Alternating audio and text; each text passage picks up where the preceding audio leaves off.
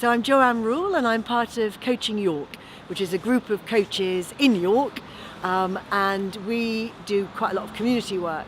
So we were asked by Helen whether we would help My Future York to really get people to think differently about this part of York. So the idea of using coaching questions is they're open-ended and they help people not to get too stuck. So traditional forms of consultation are a bit like, do you like this or don't you like it?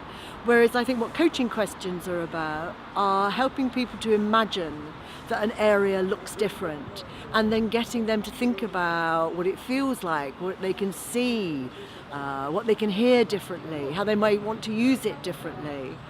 And coaches, if somebody says something, they react in a way that helps people say more. So you would say, oh, that's very interesting, tell me more about that, or what does that mean to you, or why would that make, not why, how would that make you happy? How could you use that differently? So I think coaching is about helping people think in a different way and stretching the way they think, and helping them to think in real time, things that may not have occurred to them. There's a question that coaches use all the time, which is, what else? And if you say to somebody, what else? They pause and then something comes to mind. So I think coaching is a good technique for helping people to really imagine their environment a bit differently. I think that the coaching walks have been really successful because they've helped people not just come in with what they thought they knew already, but to have some kind of different ideas. So we were in Tower Gardens inviting people to think about it if the sunlight got in and if there were fewer trees in the middle or if the trees were in different places. And then suddenly some of the people said, oh, I'd come here and sketch. Or, oh, it'd be more like museum gardens.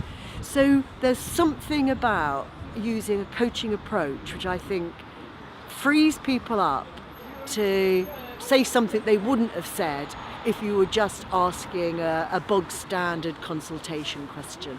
Well, what we've been doing all the time is having one coach and one scribe, and very small groups. So that, I mean, some of the coaching walks that I've done this morning have been with one or two people, which have been easy then to scribe as you go. But when there's been a few, then what we've done is had a scribe.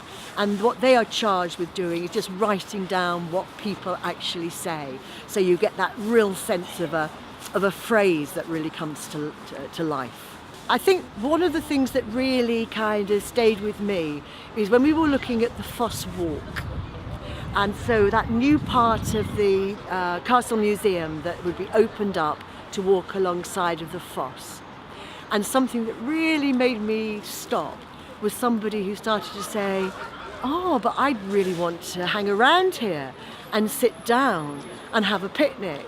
And if I was coming down to this part of the city, I'd arrange to meet up with my mates. And that really made me stop and think, because I was thinking about it as a walk down the side of the foss.